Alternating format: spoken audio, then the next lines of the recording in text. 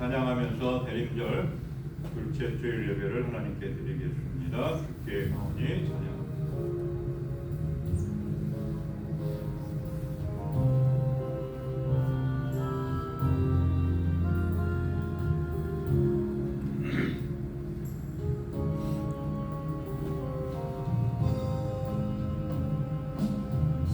주께 가오니 날 새롭게 하시고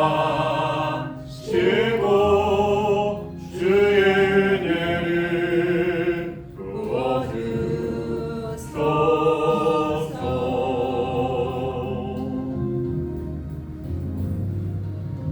내 안에 발견한 나의 연약함 모두 벗어지리라. 주의 사랑으로 주 사랑 나를 붙드시고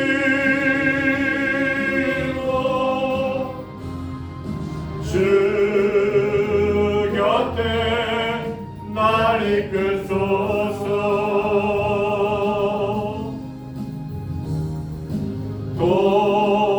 독수리 날개쳐 올라가니 나 주님과 함께 일어나 걸으리. 주의 사랑 안에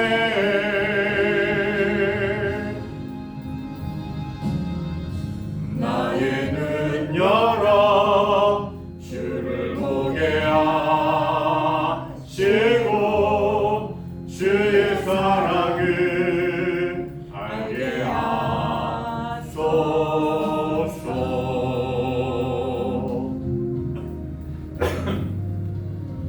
매일 나의 삶에 주뜻 이루어지도록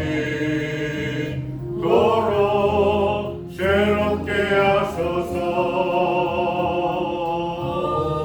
주의 사랑으로 주 사랑 나를 붙드시고 주 곁에 날 이끌소서.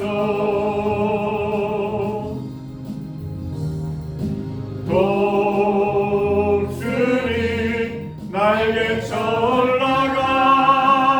올라가니 나 주님과 함께 일어나 걸으리.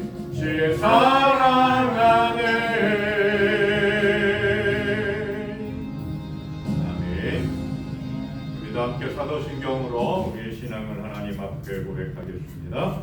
전능하사 천지를 만드신 하나님 아버지를 내가 믿사오며 그 외아들 우리 주 예수 그리스도를 믿사오니 이는 성령으로 잉태하사 동정녀 마리아에게 나시고 본디오 빌라도에게 고난을 받으사 십자가에 못 박혀 죽으시고 장사한 지 사흘 만에 죽은 자 가운데서 다시 살아나시며 하늘에 오르사 전능하신 하나님 우편에 앉아 계시다가 주로서 산 자와 죽은 자를 심판하러 오시리라. 성령을 믿사오며 거룩한 공예와 성도가 서로 교통하는 것과 죄를 사하여 주시는 것과 몸이 다시 사는 것과 영원히 사는 것을 믿사옵나이다. 아멘. 온 땅이여 여호와께 즐거운 찬송을 부를지어다. 감사함으로 그의 문에 들어가며 찬송함으로 그의 궁정에 들어가서 그에게 감사하며 그의 이름을 송축할지어다. 여호와는 선하시니 그의 인자하심이 영원하고 그의 성실하심이 대대에 이르리로다. 아멘. 우리 교동문 117번 우주강님 세 번째 말씀 함께 교독하겠습니다. 교동문 117번 말씀 함께 교독합니다. 광야와 메마른 땅이 기뻐하며 사막이 백합화 같이 피워 즐거워하며 무성하게 피어 기쁜 노래로 즐거워하며 레바논의 영광과 갈멜과 샤론의 아름다움을 얻을 것이다. 그것들이 여호와의 영광 곧 우리 하나님의 아름다움을 보리로다. 너희는 악한 손을 강하게 하며 떨리는 무릎을 굳게 하며 겁내는 자들에게 이르기를 굳세어라 두려워하지 말라. 보라 너희 하나님이 오사 보복하시며 갚아주실 것이라. 하나님이 오사 너희를 구하시리라 하라. 그때 맹인의 눈이 밝을 것이며 못 듣는 사람의 귀가 열릴 것이며 그때 저는 자는 사슴같이 뛸 것이며 말 못하는 자의 혀는 노래하리니 이는 광야에서 물이 솟겠고 사막에서 시내가 흐를 것임이라. 뜨거운 사막이 변하여 못이 될 것이며 메마른 땅이 변하여 원천이 될 것이며 승냥의 눕던 곳에 풀과 갈대와 부들이 날 것이며 거기에 대로가 있어 그 길을 거룩한 길이라 일컫는 바 되리니 깨끗하지 못한 자는 지나가지 못하겠고 오직 구속함을 입은 자들을 위하여 있게 될 것이라. 아멘. 경배와 찬양 함께 찬양하겠습니다. 나의 힘이 되신 여호와여.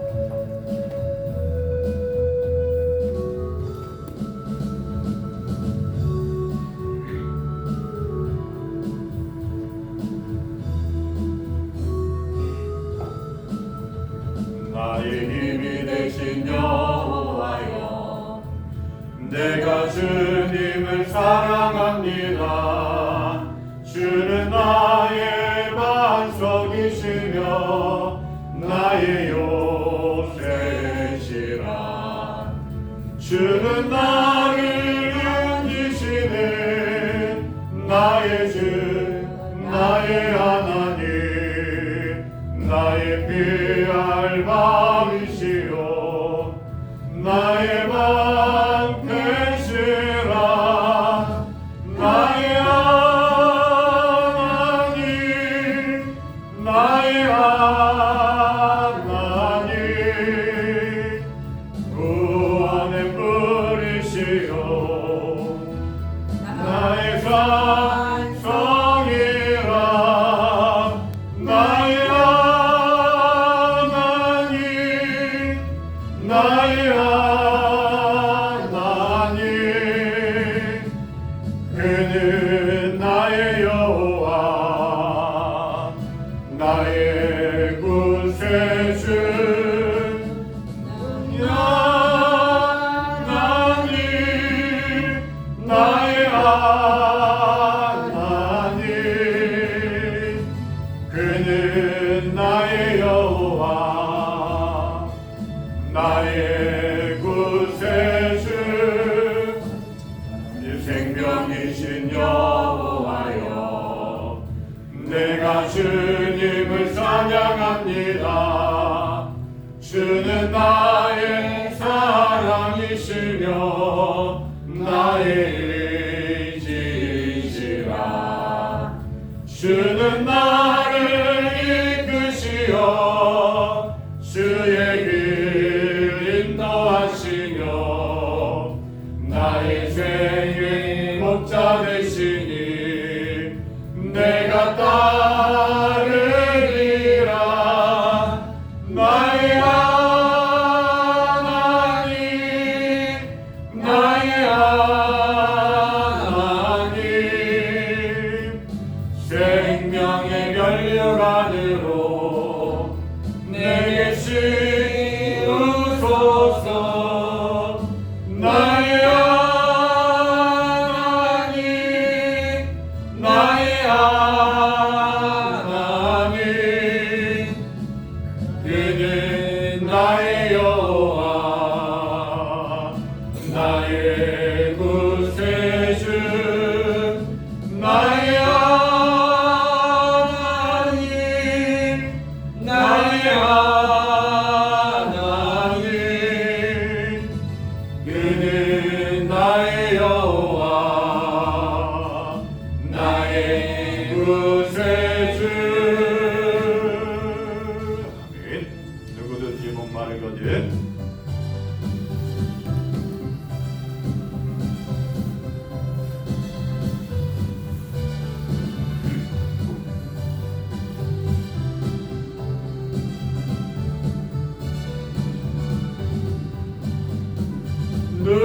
누구든지 목마르거든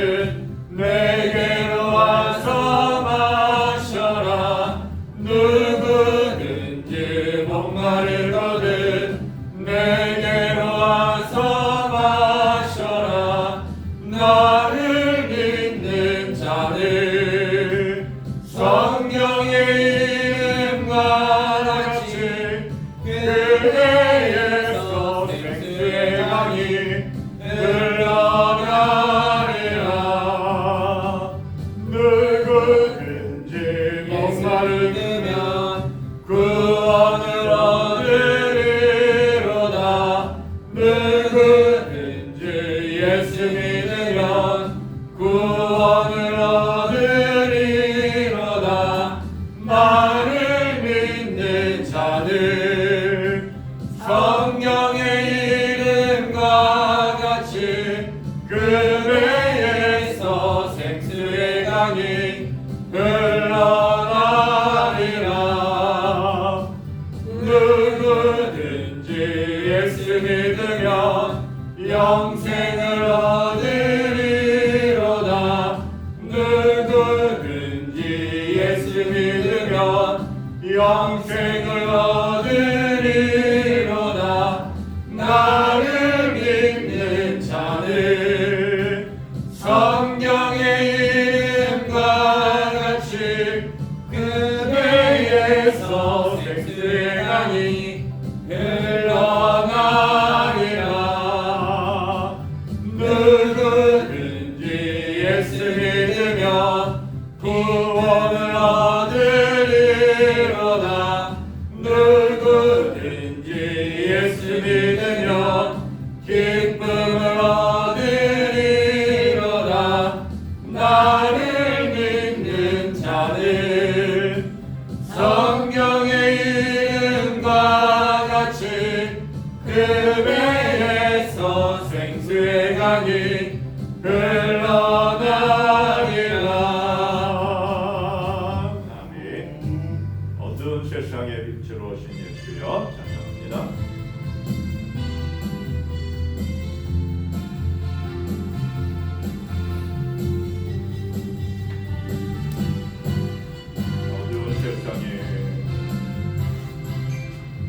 어두운 세상의 빛으로 오신 예수여.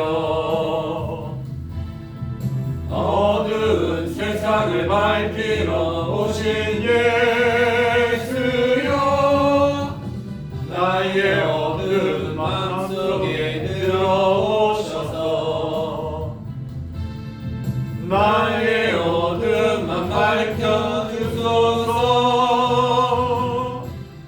빛으로 오신 예수여.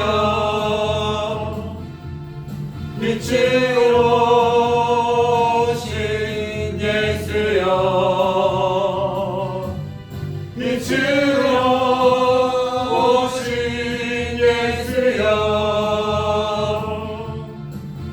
나의 어둠만 밝혀주소서. 죄악된 세상의 빛으로 오신 예수여. 죄악된 세상을 밝히러 오신 예수여. 나의 더러운 맘속에 들어오셔서 나의 더러움만 씻어주소서. 빛으로 오신 예수여. 빛으로 오신 예수여. 빛으로 오신 예수여. 나의 어둠만 밝혀주소서.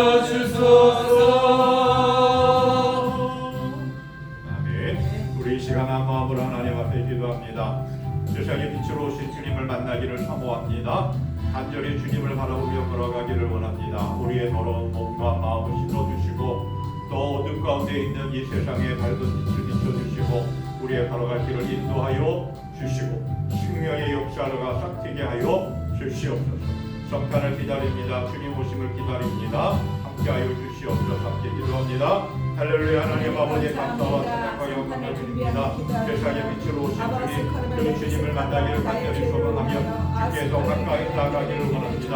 빛으로 오신 주님, 우리의 감정에 임재하여 주시옵소서. 우리의 더럽혀진 몸과 마음을 씻어주시고 정결케 하여 주시고 죄로 물든 이 세상을 아버지 하나님께 깨끗하게 하여 주시옵소서. 또한 아버지 하나님 오늘 가운데 있는 인간이 지적이 함께 하시옵소서. 새롭게 생명의 역사가 되게 하여 주시옵소서. 그리고 그 빛을 비춰주는 우리의 온전한 믿음에서 건강한 신앙의 삶이 되게 하여 주시옵고 주의 영광을 드러낼 수 있도록 하나님 아버지 인도하여 주시옵소서. 하나님 은혜 가운데 인도하여 주시고 함께 하심에 감사하며 특별히 아버지 2025년 신년을 지내면서 하나님과 함께하는 믿음의 삶 되어지기를 원하고 주께서 가까이 나아가 온전한 믿음의 삶 되어지기를 원합니다. 주님 우리를 깨워주시옵고 마지막까지 온전히 무장하여 하나님의 기뻐하는 건강한 신앙의 삶 그리고 확실한 일에 구하여 흔들림 없이 온전히 걸어갈 수 있도록 인도하여 주시옵소서. 성령의 놀라운 은혜와 능력이 이 시간도 함께 하시고 우리의 마음과 생각을 만져주시고 하나님 다스려 주시옵소서. 언제나 크신 사랑과 은혜로 함께 하시는 아버지 하나님 감사와 찬양과 영광을 주님께 드립니다. 아멘. 세상의 빛으로 오신 주님을 기다립니다. 그리고 빛으로 오신 주님을 만나기를 사모합니다.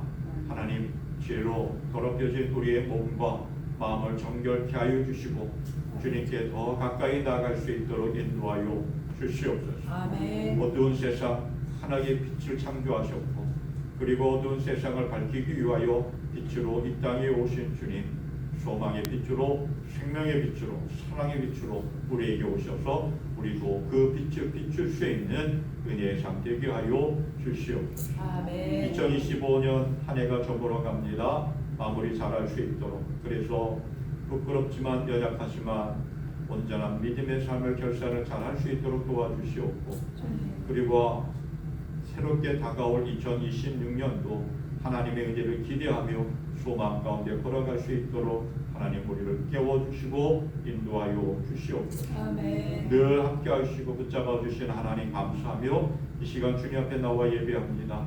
이 한 시간이 세상에 가장 소중하고 가치 있는 시간으로 은혜를 베풀어 주시옵고 우리의 드려진 예배 가운데 함께하여 주시고 주의 영광으로 충만하게 채워 주시옵소서. 아멘. 감사하며 예수님의 이름으로 기도하옵나이다. 아멘. 네, 찬송가 96장 함께 찬양합니다.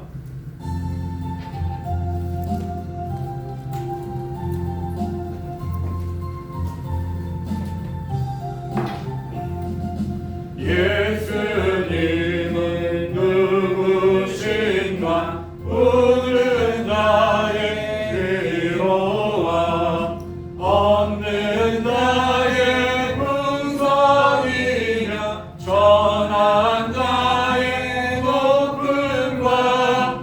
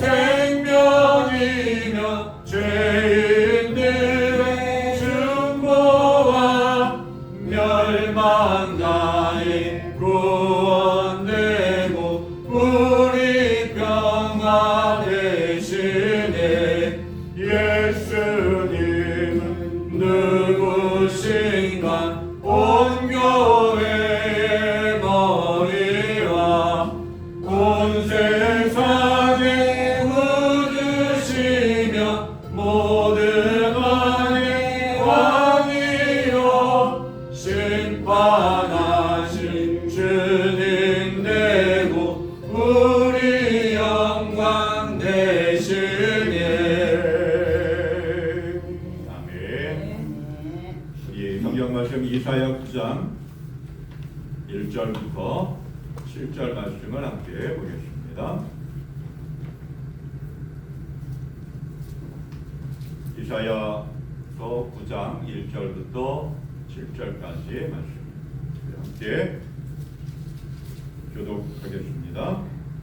전에 고통받던 자들에게는 흑암이 없으리로다. 옛적에는 여호와께서 스불론 땅과 납달리 땅이 멸시를 당하게 하셨더니 후에는 해변길과 유단 저쪽 이방의 갈릴리를 영화롭게 하셨느니라. 흑암에 가던 백성이 큰 빛을 보고 사망의 그늘진 땅에 거주하던 자에게 빛이 비치도다. 주께서 이 나라를 창성하게 하시며 그 즐거움을 더하게 하셨으므로 추수하는 즐거움과 탈취물을 나눌 때의 즐거움 같이 그들이 주 앞에서 즐거워하오니 이는 그들이 무겁게 맨 멍에와 그들의 어깨의 채찍과 그 압제자의 막대기를 주께서 꺾으시되 미디안의 날과 같이 하셨음이니이다. 어지러이 싸우는 군인들의 신과 피 묻은 겉옷이 불의 섭같이 살라지리니 이는 한 아기가 우리에게 낳고 한 아들을 우리에게 주신 바 되었는데 그의 어깨에는 정사를 메었고 그의 이름은 기묘자라 보사라 전능하신 하나님이라 영존하시는 아버지라 평강의 왕이라 할 것입니다. 함께 공독합니다. 그 정사와 평강의 더함이 무궁하며 또 다윗의 왕자와 그의 나라에 군림하여 그 나라를 굳게 세우고 지금 이후로 영원히 정의와 공의로 그것을 보존하실 것이라. 만군의 여호와의 것이 이를 이루시리라. 아멘. 오늘은 대림절 둘째 주일을 지내고 있습니다. 대림절은 지난주에도 늘 말씀드렸지만 예수님의 탄생을 기억하고 기념하면서 다시 오실 예수님을 기대하며 기다리는 절기가 대림절입니다. 교회는 교회력이라고 하는 것이 있습니다. 예수님의 생애, 예수님의 삶과 죽음, 부활을 중심으로 해서 그 절기를 만들어서 달력처럼 1년 한 해를 돌아가는 건데 대림절부터 시작이 되었습니다. 대림절, 성탄절, 주현절, 그리고 사순절이 들어오고 그리고 사순절을 지나서 부활절을 지킵니다. 부활절을 지나고 성령 강림절을 지킵니다. 그리고 왕국절이 있고요. 그리고 다시 대림절을 맞이합니다. 그러니까 교회력의 시작은 대림절입니다. 대림절이 교회력의 시작인데 그렇게 해서 1년 동안 예수님의 생애, 예수님의 삶과 예수님의 말씀과 예수님의 사역을 기억하고 묵상하면서 1년, 매년 이렇게 우리가 지내는 것이 교회력입니다. 대림절이라고 하는 말은 어드벤투스라고 해가지고 도착한다, 오심 이러한 뜻을 가지고 있는 라틴어에서 시작이 되어졌습니다. 그래서 예수님의 오심을 기다리면서 4주 동안 그러니까 성탄절 전 4주 보통 11월 마지막 주를 대림절 첫째 주일부터 지킵니다. 이 대림절에는 매 주일마다 촛불을 밝힙니다. 우리는 촛불을 켜놓지는 않고 있지만 매주 촛불을 켜놓은 4개의 초를 중심으로 켜놓습니다. 대림절 첫 번째 주에는 진한 보라색 초를 킵니다. 이 색깔은 기다림과 소망의 촛불로 상징을 합니다. 그래서 하나님의 내 나라를 소망하며 구원자이신 예수 그리스도를 기다린다라고 하는 그러한 의미가 있습니다. 대림절 두 번째 주에는 요거보다 조금 연한 보라색 초를 킵니다. 이 촛불, 연보라색의 촛불의 의미는 회개와 평화의 촛불이라고 이렇게 불려집니다. 하나님의 나라가 이루어질 수 없도록 지금 서로 싸우고 분쟁하고 있는 이 세상에 평화가 이루어지기를 소망합니다. 그리고 하나님의 나라가 임하기를 소망하면서 회개하면서 지내는 그러한 촛불이죠. 대림절 세 번째 주일에는 좀 진한 색깔, 분홍색 초를 밝힙니다. 그래서 사랑과 나눔, 기쁨의 촛불이다 이렇게 이야기합니다. 예수님의 사랑으로 우리 주위를 돌아보고 어렵고 힘들어하는 그러한 이들에게 예수님의 사랑을 나눈다라고 하는 의미가 담겨져 있습니다.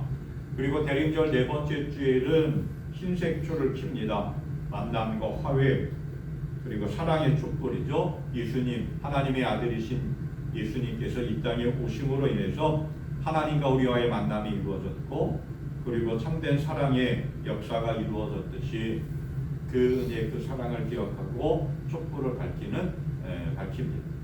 이 대림절 기간 동안에 우리는 어떻게 지내느냐? 그냥 하나의 프로그램을 만들어 가지고 지키는 그러한 형식적인 것이 아니라, 대림절은 이 땅에 오신 예수님을 기억하고 감사하며 다시 오실 예수님을 기다리며 소망하며 지내는 날이기 때문에 우리의 신앙을 다시 회복하는, 그리고 다시 무장하는 그러한 절기로 지킵니다.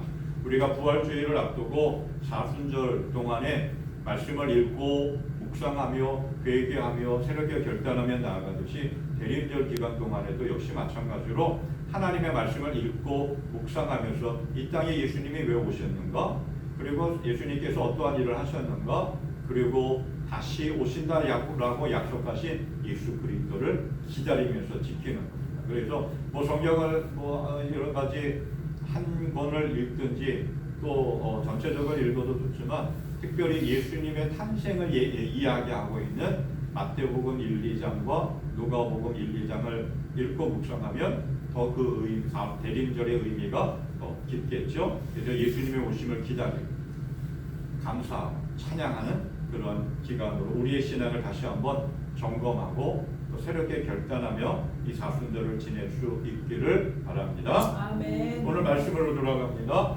이사야 선지자가 활동했던 시대의 이야기입니다. 여호와는 구원이시다라고 하는 뜻을 가진 이사야 선지자가 하나님의 부름을 받고 선지자로서의 사역을 시작을 합니다. 이사야 선지자는 어떤 사람이었느냐? 구체적으로 나와 있지 않지만 대략 보니까 예루살렘에 살고 있는 명문가 아모스의 아들로 이야기합니다. 그래서 상당히 총명스러웠던 것 같아요. 그래서 젊은 나이에 일찍이 이렇게 어떠한 그 관직에 올랐습니다. 그래서 우시야 왕의 행적을 기록하는 사관, 역사를 기록하는 그러한 일을 맡은 관리직으로 먼저 일을 하기 시작을 합니다. 그러다가 우시야 왕이 죽던 해에 하나님의 부름을 받습니다. 그래서 대략 60년 동안 선지자로서 그 남한국 유다에서 하나님의 말씀을 전합니다. 근데 이때 상황이 어떠했느냐? 그 당시 가장 최강대국이었던 아수르라고 하는 나라가 점점 주변의 나라들을 정복해 나아갑니다. 영토를 확장해 나갑니다. 그리고 바벨론이라고 하는 신흥 강국이 등장하면서 또 성장해 올라갑니다. 국제 정세가 상당히 불안해하고 격동적인 시기였다 이렇게 이야기합니다. 경제적으로는 아주 이스라엘 남한국 유다도 그렇고 북한국 이스라엘도 그렇고 경제적으로도 상당히 부흥할 수 있는 그런 상황이었습니다. 그런데 신앙적으로 하나님을 떠났습니다. 타락했습니다. 신앙적으로 하나님을 떠나다 보고 하나님의 말씀을 대로 행하지 아니하다 보니까 도덕적으로 윤리적으로도 아주 극도로 타락한 시대였습니다. 하나님을 예배해야 되고 하나님의 말씀대로 살아가야 할 이스라엘 민족들이 하나님을 찾지 않았습니다. 하나님의 말씀대로 살아가지 않았습니다. 온갖 우상 숭배를 했고 또 그로 인해서 온갖 추악한 짓들을 행했습니다. 그때 하나님께서 여호와는 구원이시다라고 하는 이름의 뜻을 가지고 있는 이사야를 선지자로 부르셔서 주변의 나라들이 이집트라든지 이러한 나라들이 아무리 침략해 들어오고 아수르라고 하는 그 강대국을 의지하지 말라는 어떠한 상황과 형편에 있다 할지라도 오직 하나님만 의지하고 회개하고 하나님만 받고 세상의 타락한 문화, 이방 민족의 타락한 문화를 따라가지 말고 하나님의 자녀답게 하나님의 백성답게 삶을 살아가라 라고 선포하면서 삶을 살아가겠습니다. 이렇게 혼돈 속에 또 아주 혼탁함 속에 신앙적으로도 온전치 못하고 국제적으로도 아주 어려운 그러한 상황 속에 있는 이스라엘 민족들에게 하나님께서 이사야 선지자를 통해서 말씀하시면서 특별히 우리가 아는 대로 이사야 53장 같은 경우는 메시아가 고난을 받게 될 것이다 라고 하는 것을 이야기하고 있고 오늘 우리가 읽은 이사야 9장 말씀과 또 앞에 있는 이사야 7장 말씀에 보면 메시아가 탄생할 것이다 라고 하는 것을 예언하고 있습니다. 고난과 어둠 속에 있는 이 시대에 빛으로 메시아가 하나님의 아들 메시아가 올 것이다 라고 합니다. 그리고 오늘 9장 2절과 6절에서 이렇게 말씀을 하고 있습니다. 어둠 속에서 헤매던 백성이 큰 빛을 보았고 죽음의 그림자가 드리운 땅에 사는 사람들에게 빛이 비쳤다. 한 아기가 우리에게서 태어났다. 우리가 한 아들을 얻었다. 그는 우리의 통치자가 될 것이다. 그의 이름은 기묘자, 모사, 전능하신 하나님, 영존하시는 아버지, 평화의 왕이라고 부를 것이다. 어둠 속에 있는 이스라엘 백성들에게 하나님이 놀라운 빛을 준비하셨다라고 하는 것.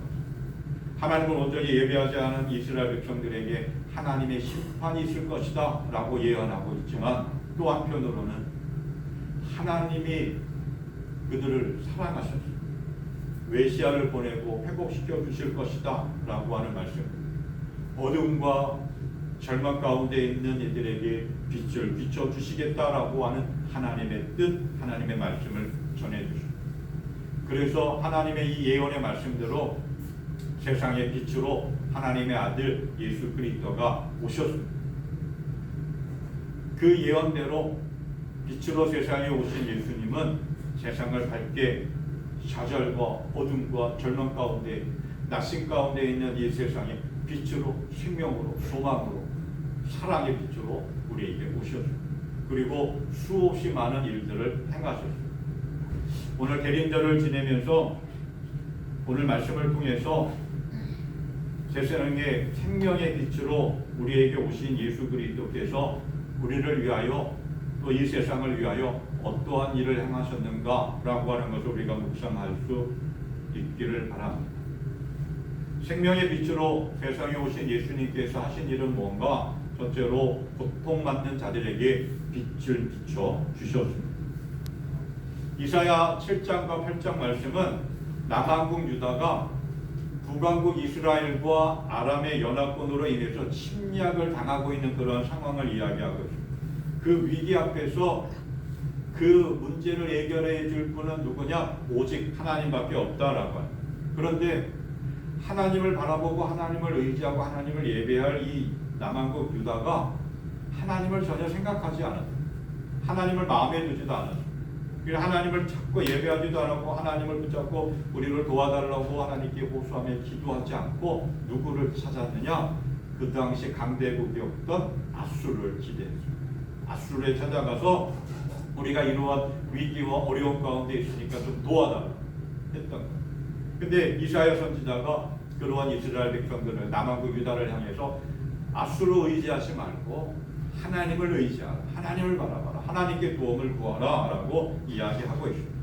그러면서 오늘 9장 1절에서 이렇게 이야기하죠. 전에 고통받던 자들에게는 흑감이 없으리로다. 옛적에는 여호와께서 스불론 땅과 납달리 땅의 멸시를 당하게 하셨더니 후에는 해변길과 요단 저쪽 이방의 갈릴리를 영화롭게 하셨느니라 라고 말씀합니다. 어둠 속에 고통받는 자들에게 그 어둠이 걷히게 될 것이다 라고 하는 말씀. 이제 좌절과 하나님을 바라보고 하나님을 의지하면 그 좌절과 절망에서 벗어날 것이다. 그 수치와 멸시를 벗고 이제 영화롭게 뽑힐 것이다 라고 하는 말씀으로 이사야 선지자가 위로하고 있는 거예요. 그러면서 이야기하죠. 스불론 땅과 납달리 땅이 멸시를 당했다. 그 스불론 땅과 납달리 땅이 어떠한 곳이냐라고 하는 거 생각이 이야기하고 살펴봐야 되겠죠. 자, 스불론 땅과 납달리 땅은 갈릴리, 그러니까 이스라엘 지방 지역 속에서 북쪽에 있는 지역입니다. 갈릴리 지방 주변에 있는 이스라엘 땅으로서 이방 민족의 수없이 많은 침략을 받고 큰 피해를 당하고 있는 그러한 지역. 더군다나 북쪽 끝에 있기 때문에 이스라엘의 남한국 유다의 중앙 정부로부터 어떠한 지원도 제대로 받지 못하는 그런 곳이었어요. 그리고 사람들이 같은 민족이었지만 멸시를 받고 조롱을 받던 그러한 곳이었어요. 끊임없이 이방 민족의 침략을 받고 같은 민족으로부터 소외된 지역, 멸시받고 조롱받는 지역이었어요. 왜 그랬느냐?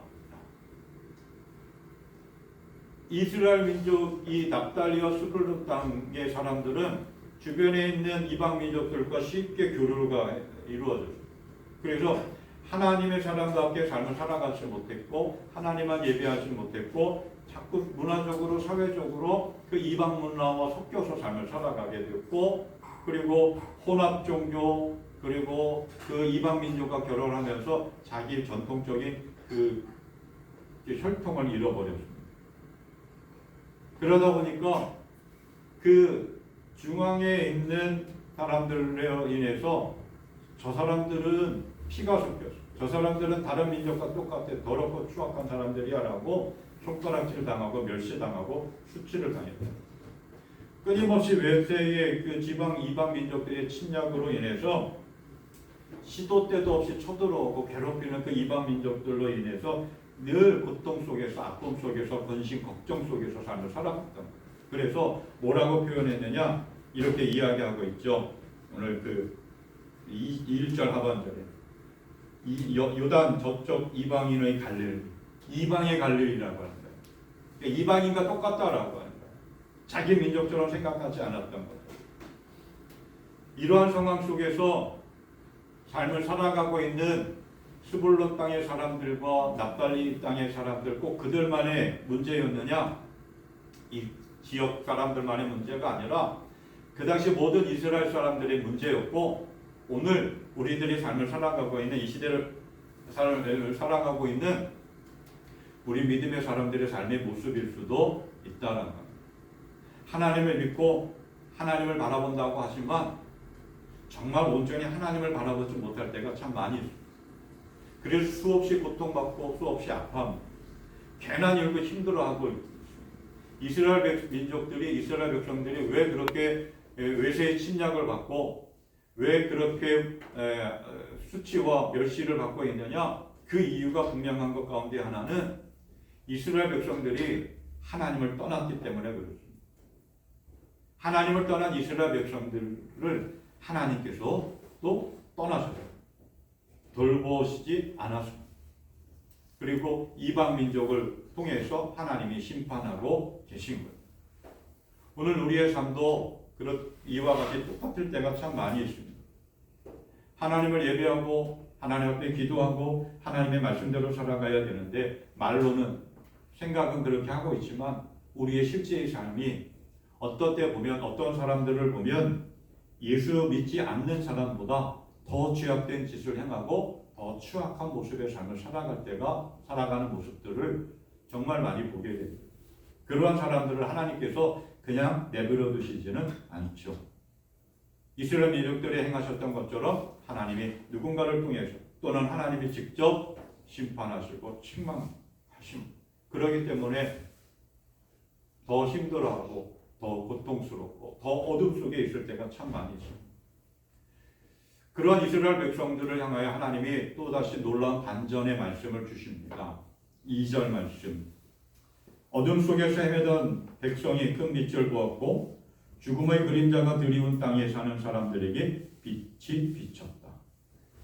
큰 고통으로 어둠과 좌절 속에서 절망 가운데 삶을 살아가는 이들에게 한 줄기의 큰 빛을 비춰주셨다라는 겁니다.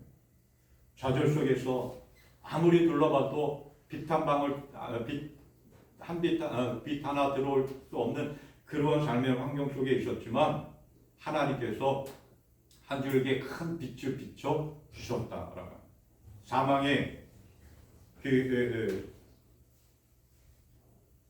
음침한 곳을 지나가는 죽음의 골짜기가 드리워진 죽음의 그림자가 드리워진 그 이스라엘 민족들에게 하나님께서 생명의 빛을 비춰 주셨습니다. 정말 밝고 환한 빛을 하나님께서 비춰 주셨다라고 하는 거예요. 2010년 8월 5일에 남아메리카 칠레의 수도인 산티아고 북쪽 800km 떨어진 지점에서 산호세 광산이 붕괴되어서 33명의 광부들이 매몰되었습니다. 그런데 69일 만에 한 사람도 사망하지 않고 구출을 받았습니다. 처음에는 이 정부의 칠레 정부에서 광탄에 그 매몰되어져 있는 그 광부들은 한 사람도 살 수 있는 가능성이 없다라고 발표까지 했습니다. 그런데 지하 700m 비상 피난처에 모여 있던 매몰된 광부들 그리고 갱도까지 뚫고 들어온 그런 구조대원들이 어떻게 연결이 돼가지고 이렇게 말로 통한 것은 아니지만 여러 가지 뭐 이렇게 장비나 신호를 통해서 피난처에 있는 33명 모두 괜찮다라고 하는 쪽지를 전달받게 됩니다. 그래서 모든 구조대원 수많은 사람들이 그 탄광 속에 있는 33명을 구출하려고 끊임없이 노력합니다. 뭐 식수도 전달해주고 음식을 전달해주고 생필품을 전달해주면서 그리고 그 매몰되어져 있던 33명의 광부들은 그 어려움 가운데서 서로 격려하고 위로하고 힘을 북돋워주면서 끝까지 버텼던 거예요. 그렇게 69일을 버티고 마침내 그 어둠과 생사를 알 수 없는 그 굴에서 매몰된 광부들이 구출을 받았습니다. 생명의 빛이 비춰진 거죠. 그래서 이 사건을 기적의 생환이다라고 이야기하고 이 사건을 영화로 만들어지기도 했습니다. 지금 이스라엘의 모습이 그렇습니다. 끊임없는 이방 민족들의 침략 그리고 아수르의 지배를 당하면서 큰 수치와 멸시와 고통 속에서 살아가고 있습니다. 그 어둠과 절망의 늪에서 벗어나려고 아무리 발버둥쳐도 벗어날 수가 없었습니다. 늪이라고 하는 것이 그렇잖아요. 벗어나려고 발버둥 칠수록 계속 깊이 들어가는 것이 늪이라고 하는 거예요. 그런데 그 절망과 어둠의 상황 속에서 밝고 찬란한 빛이 비춰질 것이다 라고 하나님이 말씀을 선포합니다. 늘 고난과 고통 속에서 삶을 살아가고 있는 이스라엘 백성들에게 있어서 한 줄기의 가장 간절한 소망은 메시아가 올 것이다. 그리고 그 메시아가 우리를 구해줄 것이다 라고 하는 그 간절한 한 줄기의 소망은 늘 가지고 있었습니다. 그 약속의 말씀이 성취될 것이다 라고 이사야 선지자가 선포하고 있습니다. 이 예언의 말씀대로 한 줄기 생명의 빛이 이 땅에 오셨습니다. 그리고 그 한 줄기의 생명의 빛이 갈릴리를 중심 무대로 해가지고 사역을 했습니다. 그래서 그 수치스러운 어둠의 절망의 땅이었던 갈릴리가 예수 그리스도 생명의 빛이신 예수 그리스도의 활동과 사역을 통해서 가장 영화롭게 빛나는 지역이 되어졌던 거죠. 가장 심하게 무너지고 가장 아파하고 가장 힘들어하는 그곳에 하나님께서 생명의 빛을 비춰주셨습니다. 그리고 그 생명의 빛이 그곳에 임재했습니다. 오늘 우리의 삶도 역시 마찬가지인가.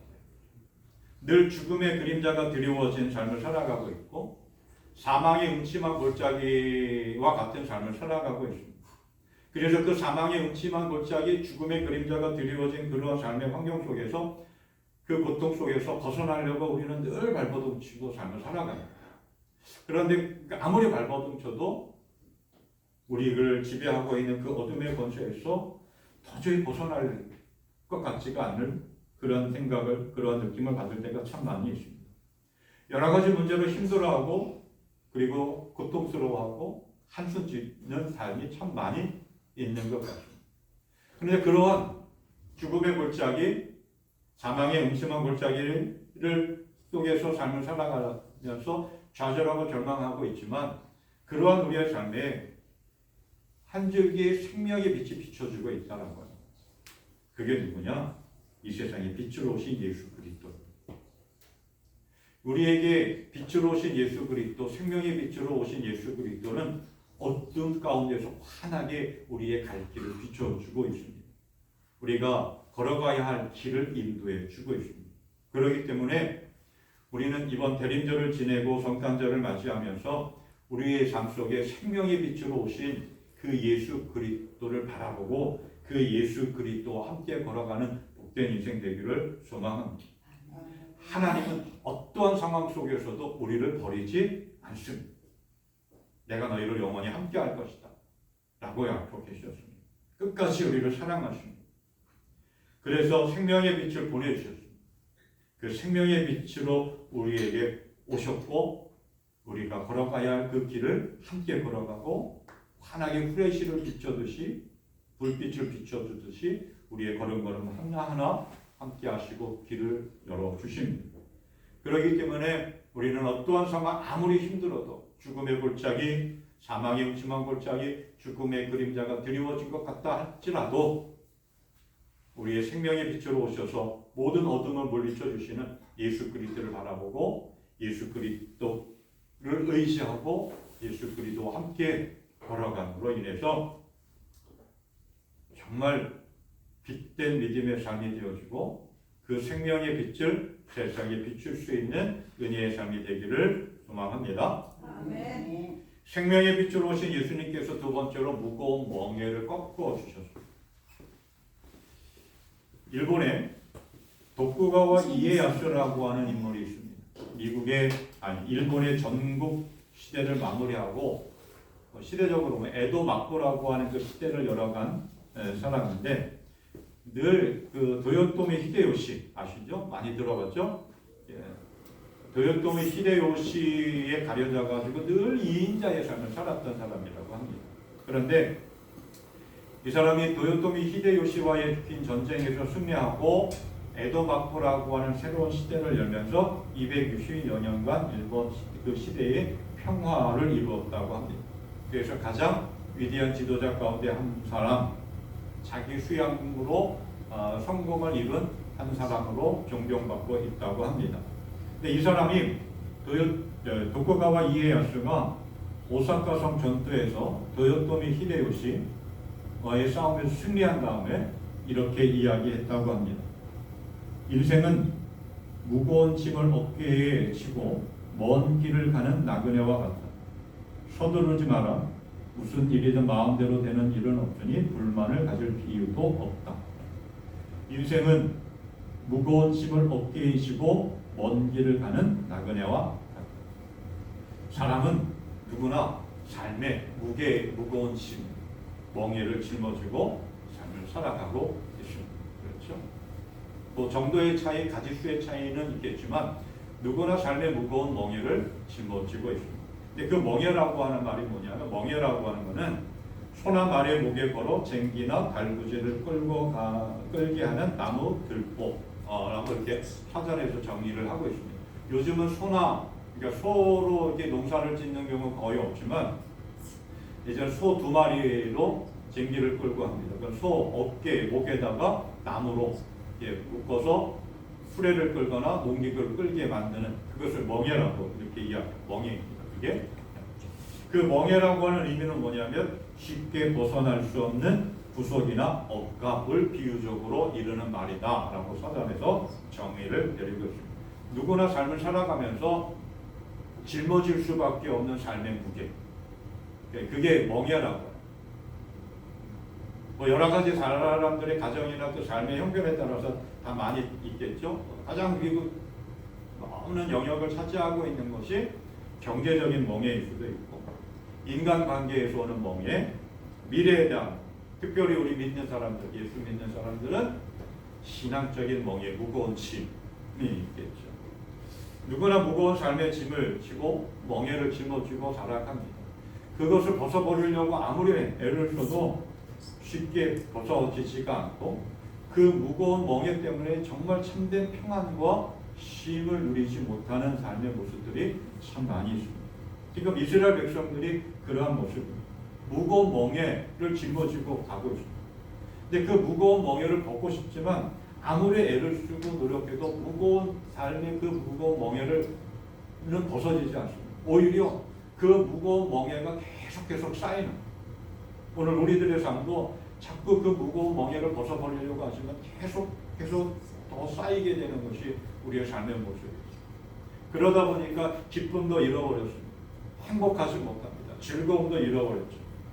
그런데 하나님께서 그 삶의 무거운 멍에를 가볍게 해주시겠고 기쁨을 주겠다라고, 즐겁게 해주겠다라고, 행복한 삶을 주겠다라고 말씀하십니다.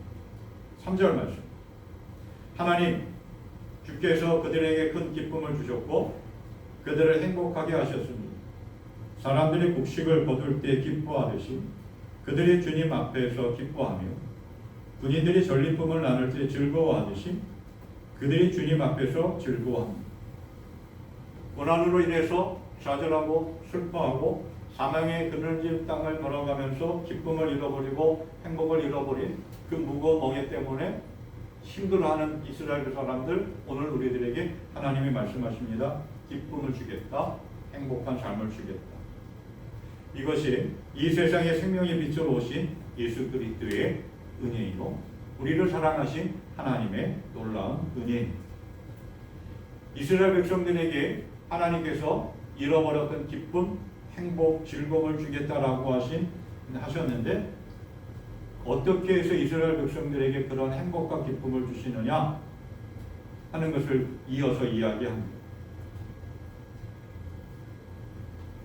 주께서 미디안을 치시던 날처럼 그들을 내리누르던 멍에를 부수시고 그들의 어깨를 짓누르던 통나무와 압제자의 몽둥이를 꺾으셨기 때문입니다. 침략자의 군화와 피 묻은 군복이 모두 땔감이 되어서 불에 타 없어질 것이기 때문입니다. 생명의 빛으로 오신 그 메시아를 통해서 삶의 무거운 멍에를 다 부서지고 깨뜨려 완전히 없애겠다라고 하는. 그래서 그 삶의 무거운 멍에 때문에 힘들어하고 쉼도 없고 평안도 잃어버린 그들에게 참된 평안을 주고 참된 행복을 주겠다라고 하는 하나님의 약속의 말씀. 그런데 하나님이 어떻게 하시겠느냐 이렇게 얘기하죠. 주께서 미디안을 치시던 날처럼. 하나님께서 미디안을 치시던 날처럼이 언제고 또 그 말씀의 의미는 뭘까? 사사기 6장과 7장의 이야기입니다. 사사시대에 미디안 족속이 이스라엘을 7년 동안 지배합니다. 미디안 족속의 지배를 받는 이스라엘은 극심한 압제 속에서 삶을 살아갑니다. 농사를 짓습니다. 씨앗을 뿌립니다. 그러면 미디안 족속이 와가지고 그 씨앗 뿌린 땅을 다 해칩니다. 처음 청양이라고 하는 곳에 가서 목회를 하면서 그 교회 옆에 텃밭이 있어서 씨앗을 뿌렸어요. 아무리 기다려도 싹이 나오지 않는다. 근데 교인들한테 물어봤더니 씨앗을 뿌리면 새들이 와서 다 쪼아 먹어서 날 수 없다라고. 그래서 그다음부터 모종을 사다가 했습니다. 농사를 지으려고 열매를 맺으려고 씨앗을 뿌리면 미디안 사람들이 와가지고 그 밭을 다 해치는 거예요. 어떻게 자라나가지고 이제 추수 때 거두어서 좀 먹고 살려고 하려면 또 미디안 사람들이 와가지고 그 거두어들을 때쯤 돼가지고 또 밭을 다 해치는. 그러니까 이스라엘 사람들은 먹을 것들이 하나도 없는. 그리고 늘 어떤 억압 속에서 삶을 살아가고 있었어요. 그래서 미디안의 그 억압을 피해서 많은 사람들이 동굴로 피신해서 숨어 지냈던 거예요. 그때 하나님께서 기드온이라고 하는 사람을 사사로 선택하고 부르셨고 우리가 잘 아는 유명한 사건 기드온과 300명의 용사들을 통해서 미디안 족속을 완전히 멸하셨어요. 그래서 그때부터 이스라엘 땅에 평화가 회복되어졌던 거죠. 삶의 무거운 짐을 다 벗어버렸어요. 하나님이 그때처럼 지금 이방 민족의 침략과 또 여러 가지 수치와 멸시와 고통 때문에 힘들어하고 있는 삶의 무거운 멍에를 그때의 사건처럼 깨끗하게 완전히 다 부서뜨리겠다라고 합니다. 여기서 꺾는다라고 하는 표현은 완전히 무너뜨린다라고 합니다. 쉽게 얘기하면 완전히 박살낸다라고 하는 그러한 뜻을 가지고 있습니다. 오늘 우리가 삶을 살아갈 때에도 정말 삶의 무거운 짐, 멍에가 참 많이 있습니다. 말로 표현할 수 없는 마음의 상처도 있겠고요. 또 삶을 살아가는데 고민되고 염려하는 그런 모든 것들이 다 있겠죠. 하지만 하나님께서 우리에게 지어져 있는 그 삶의 모든 무거운 멍에를 다 꺾어주시겠다, 완전히 제거해 주시겠다라고 말씀하십니다. 그 일을 위해서 생명의 빛 대신 예수님께서 오셨고 우리의 모든 무거운 짐을 다 짊어지셨습니다. 그리고 예수님이 이렇게 말씀하셨죠. 수고하고 무거운 짐진 자들아 모두 내게로 오너라, 내가 너희를 쉬게 하겠다. 삶에 무거운 짐이 있습니다. 고민이 있고 염려가 있고 걱정이 있습니다. 그 모든 염려와 걱정 우리 스스로 해결할 수 없는 것이기에 우리를 대신해서 짐을 짊어지고 가신 예수 그리스도께 맡기며 삶을 걸어갈 수 있기를 바랍니다. 아멘. 우리의 모든 짐을 대신 짊어지시고 책임지시는 예수님께 기도로 맡기면서 기도하는 삶을 통해서 삶의 모든 무거운 멍에를 예수님께 맡기며 성탄의 참된 기쁨 그리고 참된 평안, 쉼을 누리는 복된 인생 될 수 있기를 바랍니다. 생명의 빛으로 오신 예수님께서 또 하나 하신 일은 뭐냐면 참된 평강을 주셨습니다. 삶의 무거운 멍에 때문에 끊임없는 이방 민족들의 그 위협과 그리고 침입과 그 수없이 다가오는 수치와 멸시 때문에 고통 속에서 힘겨워하는 이스라엘 백성들, 늘 두려워하고 내일은 어떻게 삶을 살아갈까 늘 걱정 속에서 살아가는 이스라엘 백성들이었습니다.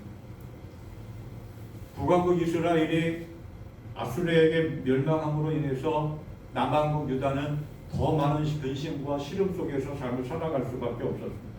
삶의 모든 것들이 무너졌습니다. 그러다 보니까 평안할 수가 없게 되었죠. 오늘 우리의 삶도 봅니다. 정말 뭔가 기대를 가지고 2025년 한 해를 시작했지만 그리고 2025년 마지막 때에 왔지만 때로는 삶의 모든 것들이 무너졌다라고 느낄 때도 있었고 정말 힘겨운 시간들을 많이 보냈습니다. 그러면서 우리의 삶에 정말 참된 기쁨과 평안을 잃어버릴 때도 있었죠.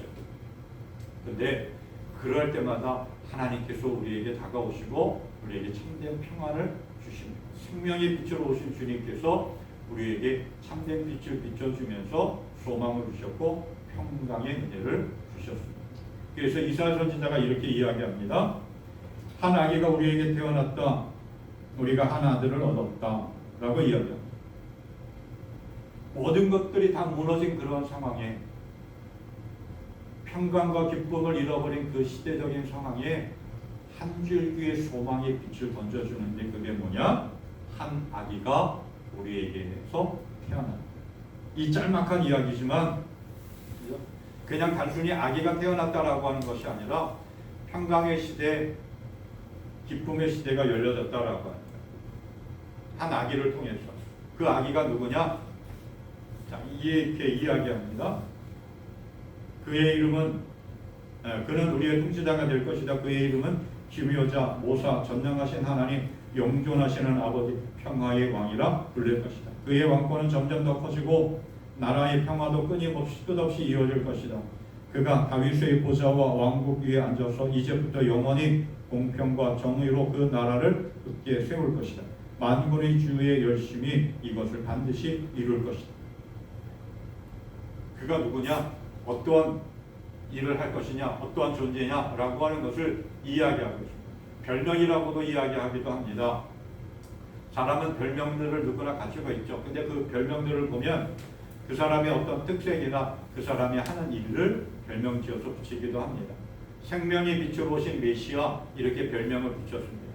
무슨 의미냐? 어떠한 일을 하느냐라고 하는 거예요. 그 첫째가 기묘자, 모사라고 하는 거예요.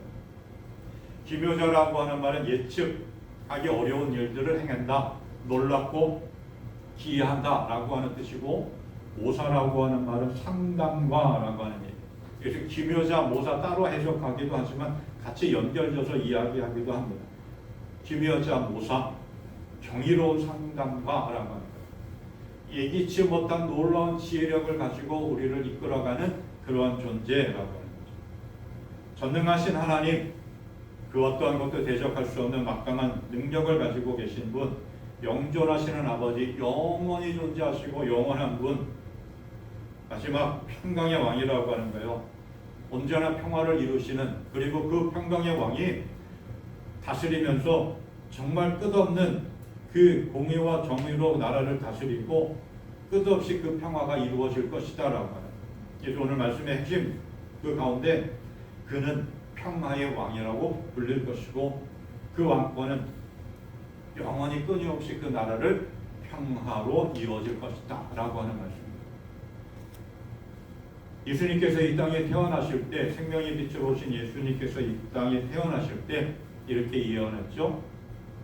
하늘에는 영광, 땅에는 평화의 왕으로 세상의 생명의 빛으로 예수님께서 오셨습니다. 예수님은 이 땅에 평화를 주시기 위해서 오셨습니다. 우리의 마음에, 우리의 삶에 평안을 주시기 위해서 예수님께서 오셨습니다. 그래서 예수님은 이렇게 말씀하고 계십니다. 요한복음 14장 말씀, 나는 평화를 너에게 남겨준다. 나는 내 평화를 너에게 준다. 내가 주는 평화는 세상에 주는 평화와 같은 것이 아니다. 너희는 마음에 근심하지 말고 두려워하지도 말아라. 요한복음 16장에서 이어서 말씀합니다. 내가 이렇게 말한 것은 너희로 하여금 내 안에서 평화를 얻게 하려는 것이다. 너희는 세상에서 시련을 당할 것이다. 그러나 용기를 내어라. 내가 세상을 이겼다. 세상에 생명의 빛으로 오신 예수님께서 우리에게 평화를 주시기를 원하시고 평화를 주셨고 예수 안에서 참된 평화를 누리라고 말씀합니다. 두렵고 떨림으로 어떻게 할까 걱정하지 말고 안식을 누리고 참된 평안, 기쁘고 행복한 삶을 살아가라고 합니다. 생명의 빛이 있는 곳에는 평안이 깃들고 평강이 넘칩니다. 예수님이 함께하는 곳에는 늘 평안합니다. 예수님 안에 거할 때 어떠한 세상의 풍파가 와도 늘 평안합니다. 풍랑이 있는 배 속에 있는 배를 타고 있는 제자들 두렵고 떨리고 염려하고 있지만 예수님은 평안해줍니다. 그러면 예수님이 두렵고 떨고 있는 제자들에게 왜 믿음이 적으냐, 왜 믿음이 없느냐라고 책망하셨습니다. 예수님은 평화의 왕으로 우리에게 평강을 주시기 위해서 이 땅에 오셨습니다. 그 평화를 맛보며 예수 안에서 참된 평강이 넘치는 복된 인생 살아갈 수 있기를 바랍니다. 그리고 그 평강의 빛으로 세상을 비출 수 있는 우리의 삶이 될 수 있기를 소망합니다. 하나님께서는 어둡고 혼돈 가운데 있는 세상을 말씀으로 빛을 창조하셨습니다. 그리고 그 빛이 점점점 우리의 죄로 인해 인간의 죄악과 타락으로 인해서 어둠에 가득 차기 시작합니다. 그때 다시 하나님께서 생명의 빛을 우리에게 비춰주셨습니다. 그 빛이 바로 이 땅에 오신 예수 그리스도입니다. 그래서 요한복음에서는 이렇게 선포합니다. 나는 빛으로 세상에 왔다. 그것은 나를 믿는 사람이면 누구든지 어둠 속에 머무르지 않게 하려는 것이다. 그 빛은 또한 생명입니다. 그래서 요한복음 1장 1절부터 4절에서 이렇게 선포합니다. 태초에 말씀이 계셨다. 그 말씀은 하나님과 함께 계셨다. 그 말씀은 하나님이셨다. 그는 태초에 하나님과 함께 계셨다. 모든 것이 그로 말미암아 생겨났으니 그가 없이 생겨난 것은 하나도 없다. 그의 안에서 생겨난 것은 생명이었으니 그 생명은 모든 사람의 빛이요. 예수 그리스도는 세상에 생명의 빛으로 이 땅에 오셨습니다. 생명으로 우리를 살리기 위해서 이 땅에 오신 빛이 바로 예수 그리스도입니다. 그 빛으로 어둠을 환하게 비춰서 우리의 걸어갈 길을 비춰주시고 삶의 무거운 멍에를 다 제거해 주시고 대신 그 짐을 짊어지시면서 우리에게 참된 기쁨과 평안을 누리게 하시고 인생의 참된 행복을 우리에게 선물로 주셨습니다. 그 예수 그리스도를 바라보며 믿음의 삶을 살아갈 수 있기를 소망합니다. 생명의 빛으로 오신 예수 그리스도 그 빛을 받아서 세상에 생명의 빛을 비춰주는 복된 건강한 신앙의 삶을 살아가 하나님께 영광 돌리는 은혜의 삶이 되기를 주님의 이름으로 축원합니다. 우리 찬송가 80장 이제 찬양하며 하나님께 드리겠습니다.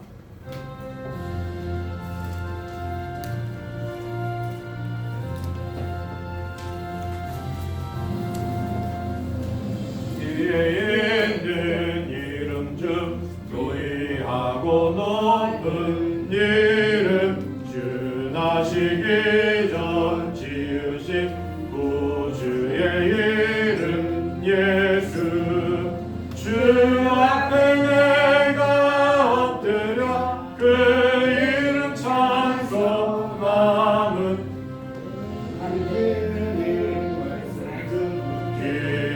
이름 예수 주 십자가에 달릴 때 명패에 쓰인 대로 저 유대인의 왕이요 오늘이 왕이시라 주 앞에 내가 엎드려 그 이름 찬송하는 내 귀에 들린 말씀 중 귀하신 이름 예수 다시 일어나서 찬양합니다. 지금도 살아계셔서 언제나 하시느니 나 같은 죄인 부르사 참 소망 주시도다 주 앞에 내가 엎드려 그 이름 찬송하는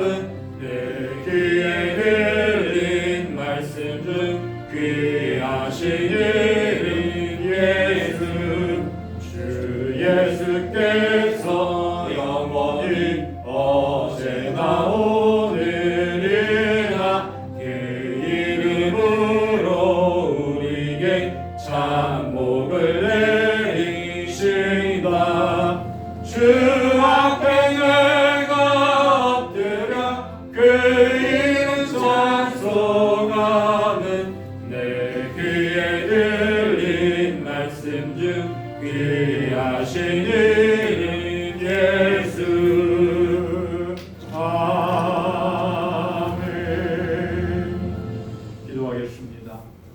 어둠과 죄악 가운데 있는 세상에 생명의 빛으로 오셔서 우리에게 소망의 은혜를 베풀어 주시고 삶의 무거운 멍에를 벗겨 주시고 그래서 참된 행복과 기쁨을 선물로 주신 하나님 감사합니다.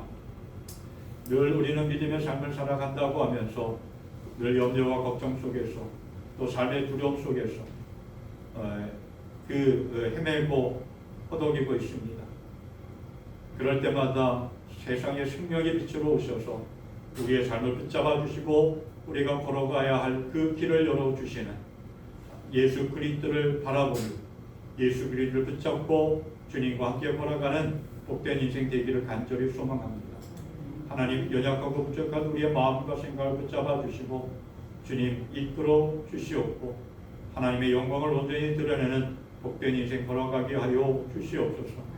성탄절을 앞두고 대림절을 지내면서 이 땅에 오신 예수 그리스도를 기억하고 감사하며 다시 오실 예수 그리스도를 바라보며 믿음의 온 길을 온전히 걸어갈 수 있도록 우리를 깨워 주시옵고 하나님 말씀으로 기도하며 무장할 수 있도록 하나님 인도하여 주시옵소서. 그래서 세상의 빛으로 오신 예수 그리스도를 영접하고 그 주님과 함께 걸어가는 복된 인생 되어질 뿐만 아니라 다시 오실 주님을 간절히 기대하며 소망하며 걸어갈 수 있도록 인도하여 주시옵소서. 하나님 늘 우리를 붙잡아 주시고 사랑으로 인도하여 주셔서 감사합니다. 그 사랑 권에 감사하며 주님께 귀한 예물 드립니다. 드릴 손길 하나하나 주님 붙잡아 주시옵고 은혜의 물꼬를 열어 주시오며 그 삶이 걸어가는 걸음걸음마다 형통케 평안케 하여 주시고 승리하는 놀라운 역사로 하나님께 영광과 기쁨을 올려드릴 수 있도록 은혜를 베풀어 주시옵소서. 드려진 예물들이 주님 앞에 영광 되는 모습으로 쓰임받기 원합니다. 축복하옵소서. 채워 주시옵소서. 아멘. 한 주간의 삶도 하나님과 함께하기를 원하고 주님만 바라보며 걸어가기를 원합니다. 건강과 평안의 손길로 함께 하시고 승리하는 삶으로 주여 인도하여 주시옵소서. 아멘. 언제나 우리의 삶 속에 함께 하시는 예수 그리스도의 은혜와 생명의 빛을 우리에게 선물로 주신 하나님 아버지의 무한하신 사랑과 그 생명의 빛을 따라갈 수 있도록 우리의 발걸음을 이끄시고 힘을 더하여 주시는 성령의 충만함의 역사가 대림절을 지내며 세상의 생명의 빛으로 오신 주님 기억하고 감사하며 또 다시 오실 주님을 기대하며 소망 가운데 걸어가는 지혜 사랑하는 모든 이들 위해 영원토록 함께하여 주시옵기를 간절히 축원하옵나이다. 아멘.